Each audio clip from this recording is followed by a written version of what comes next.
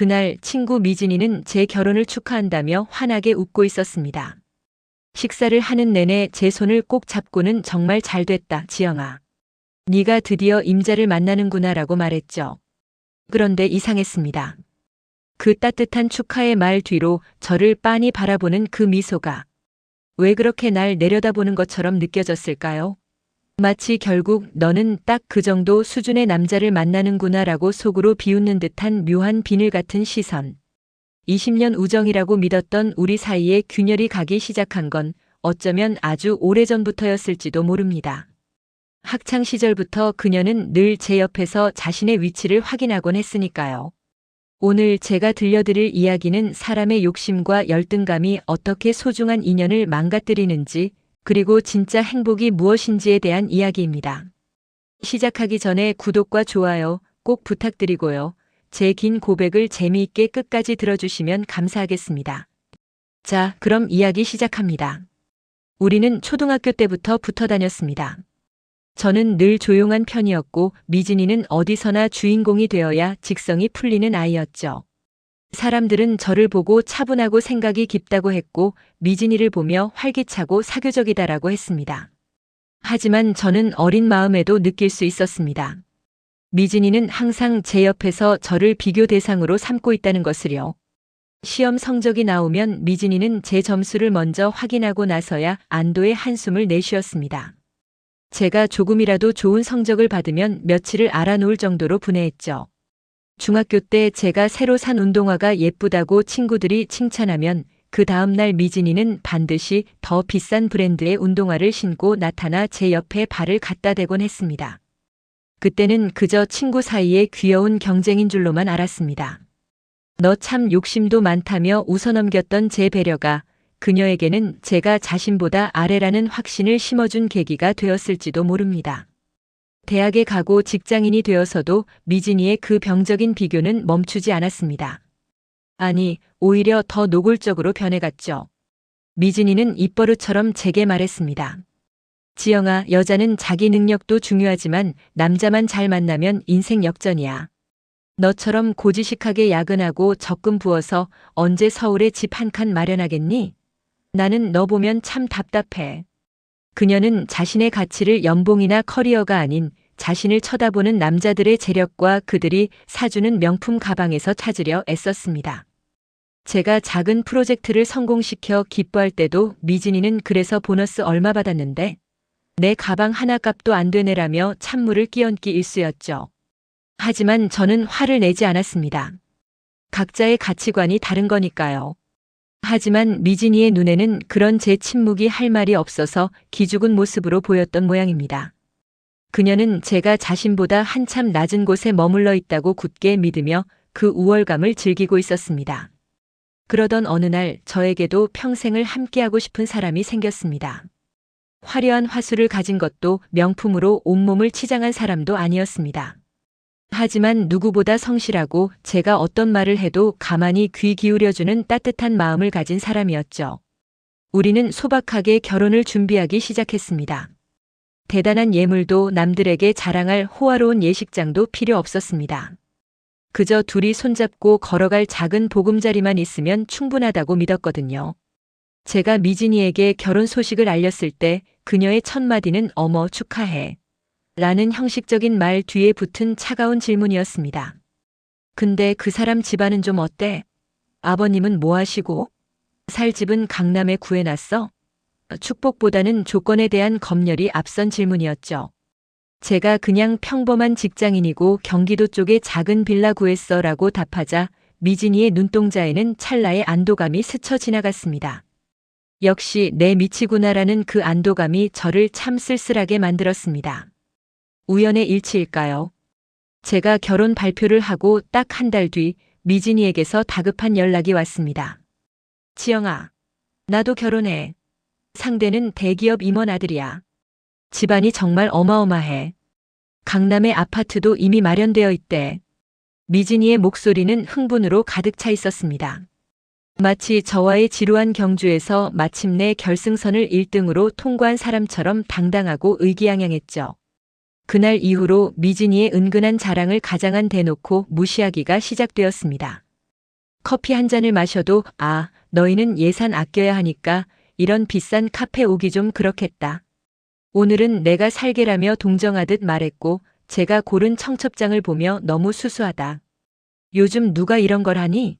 나는 해외 직구로 특수 제작하기로 했어라며 제 선택을 깎아내렸습니다. 미진이는 이미 상류 사회에 입성한 사람인 양 행동하며 저를 안타까운 친구로 규정해버렸습니다. 우정이라는 가면을 쓴 채 그녀가 뱉어내는 말들은 조금씩 제 마음의 문을 닫게 만들었습니다. 결혼 준비가 본격화되면서 저와 미진이의 하루는 극명하게 갈렸습니다. 저는 퇴근 후 남편과 소박한 가구 단지를 돌며 우리가 직접 조립할 수 있는 책상이나 작은 소파를 보며 깔깔거렸습니다. 낡은 빌라였지만 창가에 비치는 햇살만으로도 충분히 설레었거든요. 반면 미진이의 SNS는 매일이 전시장이었습니다. 수입 브랜드의 최고급 가전 한 점에 수백만 원을 호가하는 수입 식기들. 그녀는 사진 한 장을 올릴 때마다 제게 연락해 물었습니다. 지영아, 너도 이런 거 보고 좀 배워. 여자는 시집 갈 때 기선을 제압해야 하는 거야. 너처럼 그렇게 다 양보하고 시작하면 나중에 시댁에서 사람 취급도 못 받아. 미진이는 자신의 결혼이 마치 전쟁터에서의 승리인 양굴었습니다. 사랑하는 사람과의 시작을 축복하는 마음보다 남들에게 얼마나 화려하게 보이느냐가 그녀에겐 유일한 가치였죠. 그녀가 명품 로고가 박힌 쇼핑백 사진을 보낼 때마다 저는 대답 대신 그저 짧은 이모티콘을 보냈습니다. 그녀와 저의 대화는 이미 평행선을 달리고 있었습니다. 어느 날 미진이가 저를 호텔 라운지로 불러냈습니다. 자기가 마시는 홍차 한 잔이 제 점심값 몇 배라는 사실을 은근히 강조하면서 말이죠. 지영아, 나는 남자가 능력이 있어야 인격도 생긴다고 생각해. 너희 예비 신랑은 착하긴 한데 너무 야망이 없는 거 아냐? 나중에 애 낳고 교육은 어떻게 시키려고 그래? 미진이는 마치 성공한 인생 선배라도 된 것처럼 저를 훈계하기 시작했습니다. 제 남편이 성실하게 일하며 쌓아가는 가치를 그녀는 무능력으로 치부해버렸죠. 그녀는 자신의 예비 신랑이 가진 배경을 마치 자기 자신의 능력인 양 착각하고 있었습니다. 우리 오빠는 이번에 시아버님이 차도 바꿔주신대. 벤츠 최신형으로. 너희는 아직 경차 타고 다닌다며? 아휴, 위험해서 어쩌니. 걱정을 가장한 그 비아냥거림 속에서 저는 그녀가 제 행복을 진심으로 바라는 것이 아니라 저보다 우위에 서 있다는 사실에서 쾌감을 느끼고 있다는 것을 확신했습니다. 제가 고심 끝에 고른 소박한 웨딩드레스 사진을 미진이에게 보여준 날이었습니다. 레이스가 화려하진 않지만 제 체형에 딱 맞는 정갈한 드레스였죠. 미진이는 사진을 보자마자 입술을 삐죽였습니다. 예, 이거 너무 밋밋하다. 식장이 어두우면 너 아예 보이지도 않겠어. 하객들이 신부 대기실 들어왔다가 당황하겠다. 그녀는 제 드레스를 초라한 것으로 낙인 찍었습니다. 그러면서 자기는 수천만 원대의 대여료를 지불하는 유명 디자이너의 드레스를 입기로 했다며 자랑을 늘어놓더군요. 결혼식은 여자의 일생에서 가장 화려해야 하는 날이야. 너처럼 그렇게 대충 하면 나중에 사진 볼 때마다 눈물 날걸? 미진이는 제 취향과 가치관을 돈이 없어서 타협한 것으로 단정지었습니다. 그녀의 눈에 저는 동정받아야 마땅한 참으로 가련한 친구였던 모양입니다. 저는 그저 내 눈엔 이게 제일 예뻐라고 짧게 답하고 휴대폰을 내려놓았습니다. 하지만 미진이의 화려함 뒤에는 어두운 그림자가 드리우고 있었습니다. 그녀는 만족을 몰랐거든요. 예비 신랑 측에서 제공한 강남의 아파트 전세권도 그녀에겐 부족했습니다. 왜 매매가 아니고 전세야? 내 친구들은 다 자가로 시작하는데 이건 나를 무시하는 처사 아니니? 미진이는 예비 신랑에게 끊임없이 더 큰 것을 요구했습니다. 다이아 반지의 캐럿수를 높여달라. 신혼여행은 무조건 퍼스트 클래스를 타야 한다. 그녀의 요구는 사랑의 징표가 아니라 그녀의 불안한 자존감을 채우기 위한 재물이었습니다. 예비 신랑과의 통화는 늘 고성으로 끝났고 그녀의 얼굴에는 행복 대신 도끼만 가득 차올랐습니다. 지영아, 원래 결혼 준비하면서 다 싸우는 거라며? 근데 나는 왜 이렇게 억울한지 모르겠어. 내가 이 정도 대우밖에 못 받을 여자인가 싶어서. 그녀는 여전히 자신이 무엇을 놓치고 있는지 깨닫지 못한 채 숫자로 환산되는 대우에만 매달리고 있었습니다. 급기야 미진이는 단체 모임에서도 저를 깎아내리기 시작했습니다. 지영이는 참 대단해. 그 좁은 집에서 어떻게 살 생각을 했어? 나는 폐쇄 공포증 올 것 같아서 못 살 것 같은데. 친구들 앞에서 저를 궁상맞은 아이로 만들며 자신의 우월함을 돋보이려 애썼죠. 친구들은 어색하게 웃으며 눈치를 봤지만 미진이는 멈추지 않았습니다. 그래도 지영이는 마음이 넓잖아. 남편이 돈 못 벌어와도 화 한 번 안 낼걸? 그치, 지영아? 그녀의 말은 칼날이 되어 제게 날아왔습니다. 저는 그제야 깨달았습니다. 그녀에게 저는 동등한 인격체가 아니라 자신의 화려함을 돋보이게 해주는 어두운 배경지일 뿐이었다는 것을요.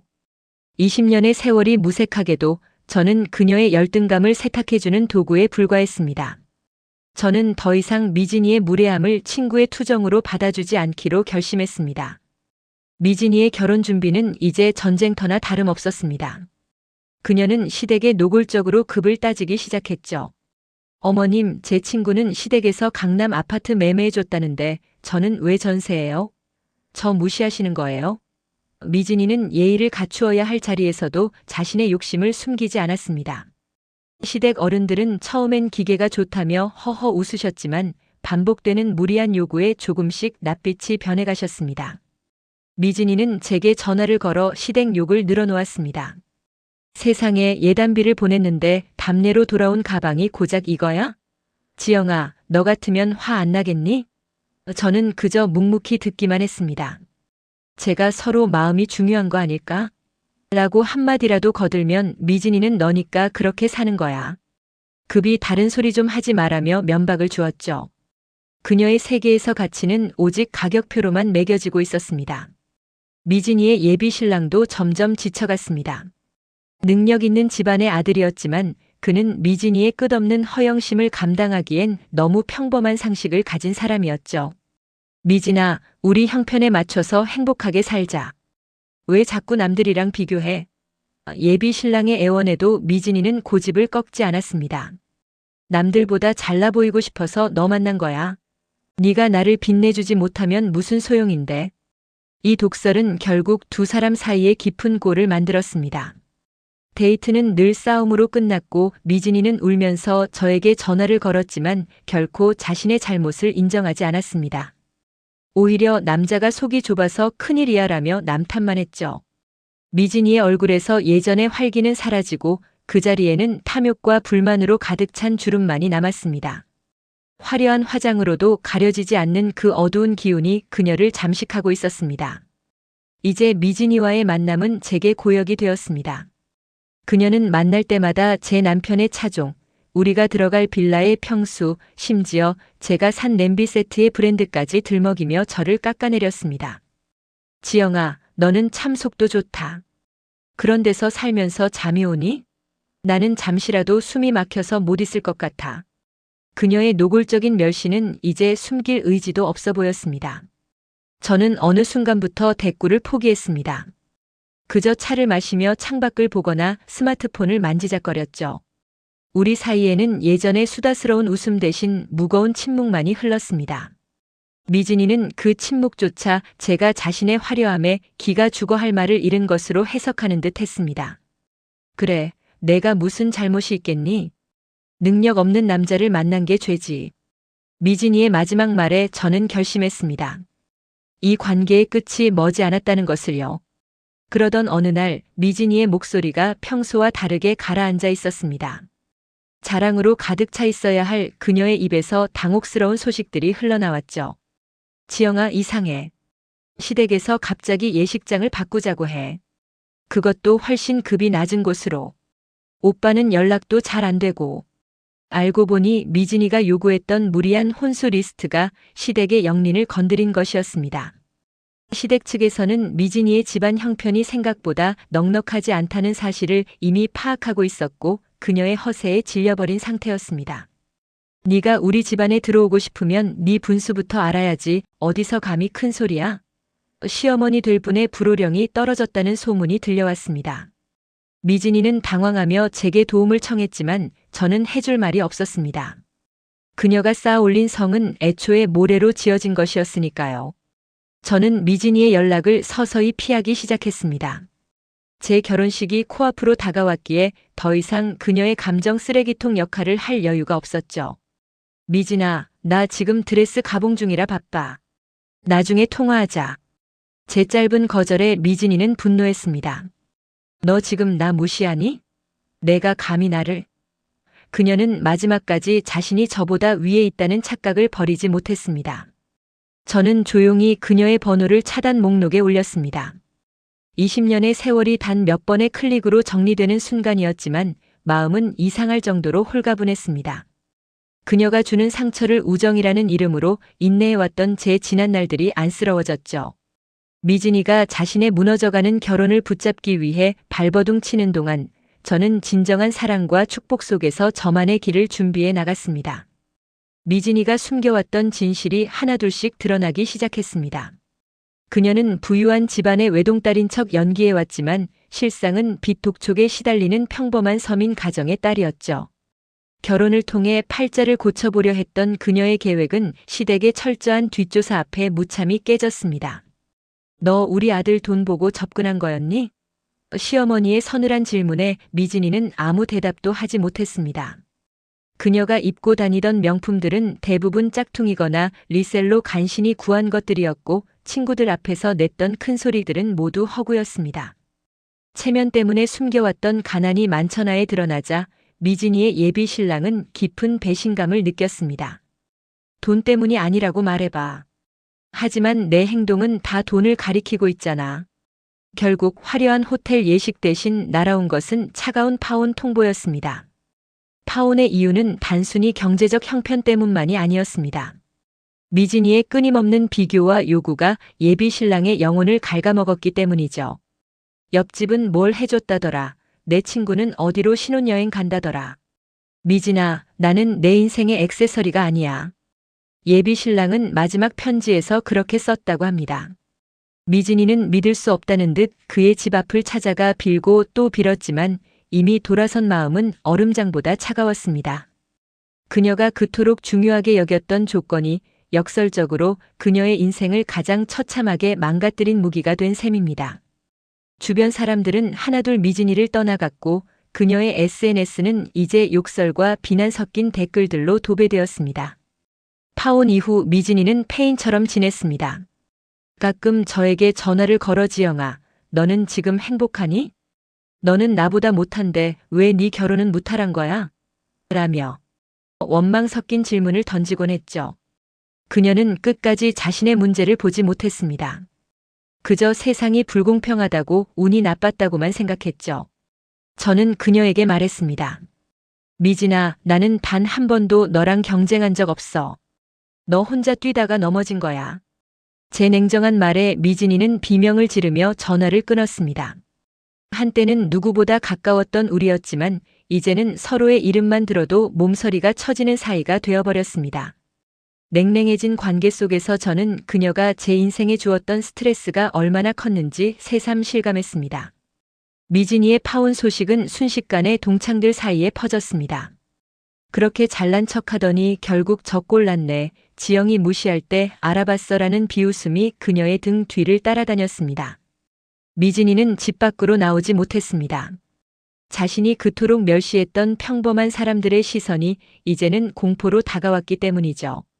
그녀는 거울 속 자신의 모습을 보며 내가 뭐가 부족해서 라며 눈물을 흘렸습니다. 하지만 거울 속에는 화려한 옷도 반짝이는 보석도 없는 그저 욕심에 눈이 멀어 소중한 사람들을 다 밀어내버린 초라한 여자 한 명만 서 있을 뿐이었습니다. 자존심 하나로 버텨온 그녀의 인생이 모래성처럼 무너져 내리고 있었습니다. 모든 것을 잃고 나서야 미진이는 비로소 자신을 돌아보기 시작했습니다. 하지만 그 과정은 너무나 고통스러웠죠. 자신이 친구들에게 했던 말들, 지영에게 주었던 상처들이 부메랑이 되어 가슴을 찔렀습니다. 나는 왜 그랬을까? 후회해봐도 이미 엎질러진 물이었습니다. 그 사이 조용히 결혼을 준비하던 저의 예식 날짜가 다가왔습니다. 미진이는 방구석에 틀어박혀 제 결혼 소식을 들으며 복잡한 감정에 휩싸였습니다. 지영이는 분명 초라한 예식장에서 비참하게 결혼하겠지? 나보다 나은 게 없으니까. 그녀는 마지막 남은 비뚤어진 자존심을 붙잡으며 제 결혼식 날을 기다렸습니다. 제 불행이 자신의 유일한 위안이 될 거라고 믿으면서요. 미진이의 파혼은 단순한 남녀 간의 이별이 아니었습니다. 그것은 그녀가 지난 20년간 공들여 쌓아 올린 거짓된 성벽이 완전히 무너져 내리는 종말이었죠. 시댁의 철저한 뒷조사로 그녀의 집안 형편이 낱낱이 밝혀지자 주변의 시선은 순식간에 차갑게 식어버렸습니다. 지영이 그렇게 무시하더니 본인 앞가림도 못했네. 친구들의 수군거림은 이제 은밀한 뒷담화가 아니라 그녀의 귀에 직접 꽂히는 비수가 되었습니다.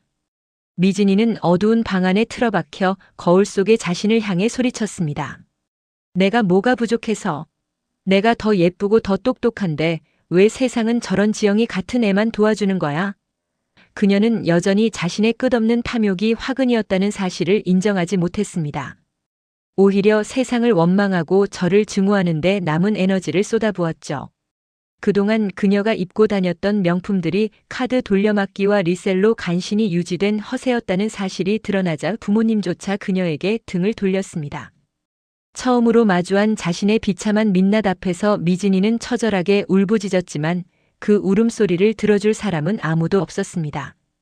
자존심이 형체도 없이 으깨진 미진이에게 한 통의 모바일 청첩장이 도착했습니다. 바로 저 지영의 청첩장이었죠. 미진이는 떨리는 손으로 청첩장을 열며 비릿한 미소를 지었습니다. 경기도 외곽 어디 이름도 없는 예식장이겠지. 안 봐도 뻔해. 가서 내가 비록 파혼은 했어도 너보다는 훨씬 높은 수준의 여자라는 걸 마지막으로 각인시켜주마. 그녀는 자신의 불행을 치유하는 방법으로 또다시 저와의 비교를 선택했습니다.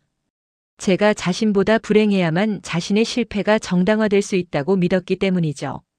하지만 청첩장에 적힌 장소를 확인한 순간 미진이의 눈동자가 경악으로 흔들렸습니다. 그곳은 일반인은 예약조차 힘들다는 대한민국 정재계 인사들이 주로 이용하는 최고급 호텔 예식장이었습니다. 말도 안 돼. 여긴 하룻밤 대관료만 해도 억 단위인데? 지영이 그 남자가 무슨 돈으로 이런 데를? 미진이는 현실을 부정하며 휴대폰을 내던졌습니다.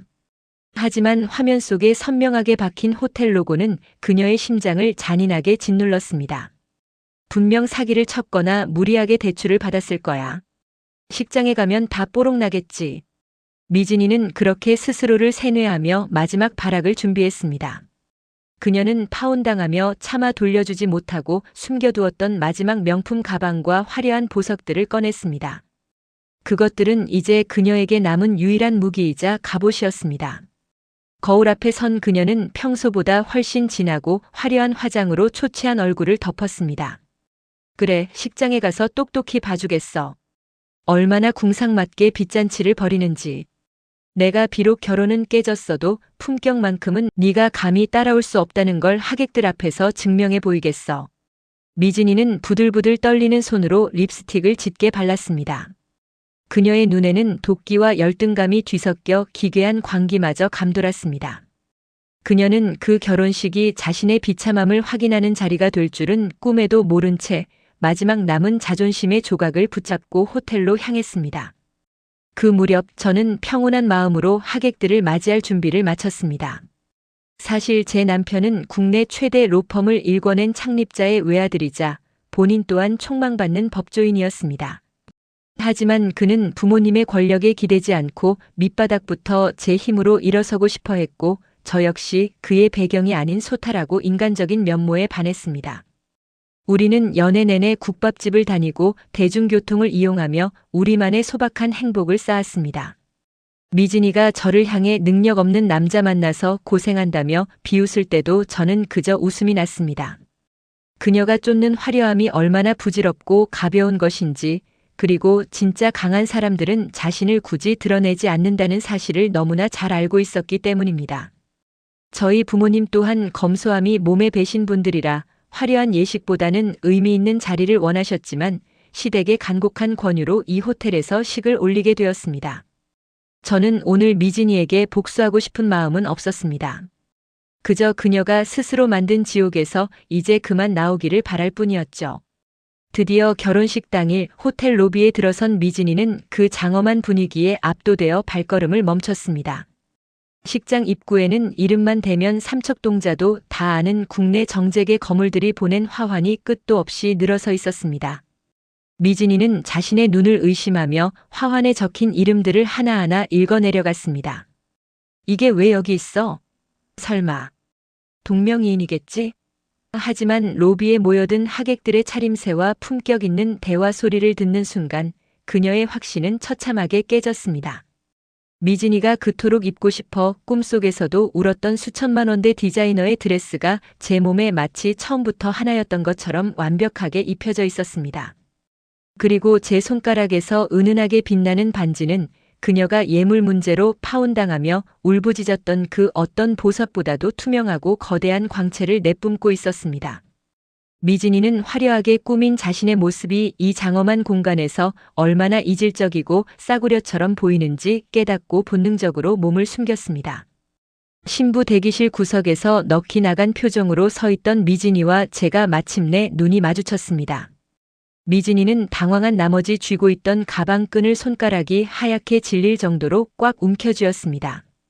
너, 지영아, 너 대체 어떻게 된 거야? 그 남자가 네 남편 될 사람이 대체 누구길래 이런 데서? 미진이의 목소리는 형편없이 떨리고 있었습니다. 저는 천천히 자리에서 일어나 그녀에게 다가갔습니다. 무거운 드레스 자락이 바닥에 쓸리는 소리조차 미진이에게는 위협적으로 들렸을 겁니다. 하지만 제 미소는 그 어느 때보다 온화했습니다. 왔니, 미진아? 연락이 안 돼서 걱정했는데 이렇게 와줘서 정말 고마워. 제 담담하고 여유로운 목소리에 미진이는 오히려 심한 모욕감을 느끼는 듯 입술을 파르르 떨었습니다. 자신이 그토록 내려다보던 친구가 사실은 자신이 평생을 바쳐도 닿을 수 없는 높은 곳에 있었다는 사실을 직면하는 순간 그녀의 세계는 완전히 붕괴되었습니다. 결혼식은 시작되었고 미진이는 하객석 맨 뒷줄에 숨어 제가 걷는 버진 로드를 바라보았습니다. 그녀가 그토록 갈망했던 급이 다른 결혼식의 주인공이 자신이 아닌 늘 무시하고 멸시하던 지영이라는 사실에 그녀의 가슴은 시커멓게 타들어갔습니다. 특히 남편의 아버지가 축사를 위해 단상에 올랐을 때 장내에는 엄숙한 침묵이 흘렀습니다. TV 뉴스에서나 보던 법조계의 거물이 제 손을 잡으며 우리 지영이를 우리 집안의 며느리로 맞이하게 되어 진심으로 영광입니다라고 말하는 순간 미진이는 비명을 지르며 식장을 뛰어나가고 싶은 충동을 느꼈습니다. 그녀가 20년 동안 쌓아온 가짜 우월감은 이제 조각조차 찾을 수 없을 만큼 산산조각이 났습니다. 그녀는 자신이 지영을 비웃으며 했던 모진 말들이 부메랑이 되어 자신의 목을 조르는 듯한 환각에 시달리며 숨을 헐떡였습니다.